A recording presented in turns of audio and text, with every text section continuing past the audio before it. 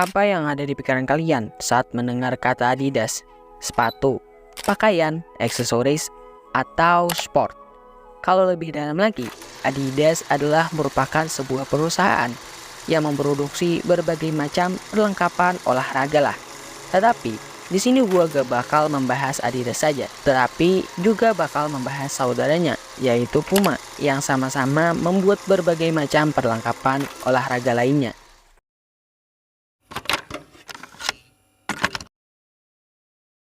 Here is the story chapter. Chapter 1. Adolf Dassler dan Rudolf Dassler. Pada tahun 1920-an, setelah Perang Dunia Pertama, pendiri Adidas dan Puma ini adalah kakak beradik atau bersaudara lah, yang dibesarkan oleh kedua orang tuanya, yaitu Christoph Dassler dan Paulina Dassler, di kota kecil Herzogenaurach. Kedua bersaudara ini bernama Rudolf dan Adolf, atau biasa dipanggil dengan nama Rudi dan Adi. Kala itu, Adi dan Rudolf mereka membuat proyek kecil-kecilan dengan membuat sepatu olahraga di ruang cuci milik ibu mereka. Dari proyek tersebutlah akhirnya membuahkan hasil berkat tingginya kualitas sepatu yang mereka buat. Lalu pada tahun 1924, ya 4 tahun setelah mereka memproduksi di ruang cuci, kedua bersaudara tersebut akhirnya mendirikan Dassler Brothers yang akan menjadi cikal bakal Adidas saat ini. Komitmen perusahaan Dassler Brothers terhadap kualitasnya yang tinggi.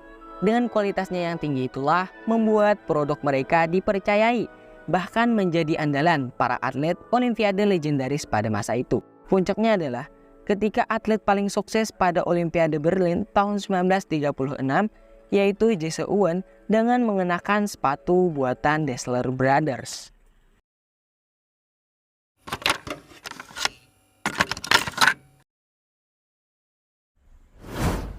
Chapter 2. Perselisihan antara Adolf Dassler dan Rudolf Dassler.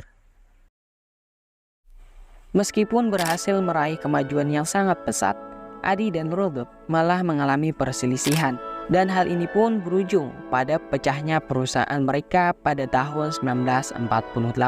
Pada tahun itulah perusahaan Dassler berakhir, dan mereka memulai proses pembagian penghasilan, karyawan, dan peralatan. Semuanya dibagi menjadi antara dua bersaudara, dan keduanya berpisah, tidak pernah berbicara satu sama lain lagi.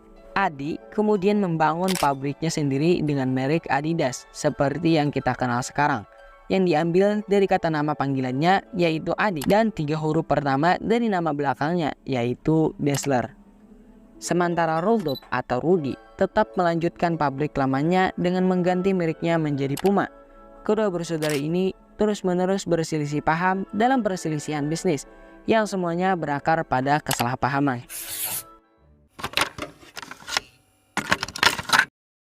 Kesimpulan dari perselisihan antara dua bersaudara ini, antara pendiri Adidas dan Puma, menyoroti bagaimana konflik pribadi dapat mempengaruhi dinamika bisnis.